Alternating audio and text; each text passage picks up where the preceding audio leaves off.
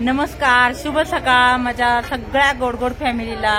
तर मैत्रिणींनो, आज आमच्या गावामध्ये बोटा गावामध्ये सप्ताहाचा कालावधी आहे आणि आजपासून सप्त्याला सुरुवात होत आहे। दरवर्षीप्रमाणे याही वर्षी अगदी सप्त्याचा जोरदार असा कार्यक्रम सुरू आहे। तर आज आपल्या या मारुतीच्या मंदिरापासून तर अगदी थेट आपल्या कचेश्वर मंदिरापर्यंत या पालखीचे नियोजन केलेले आहे। तर आता सध्या आपण आहोत आपले हनुमान मंदिर आणि विठ्ठल रुक्माईचे मंदिर, तर इथून निघालेलं आहे। तर आता कचेश्वर मंदिरामध्ये सप्ताह बसलेला आहे आणि तिकडे जाणार आहे ते।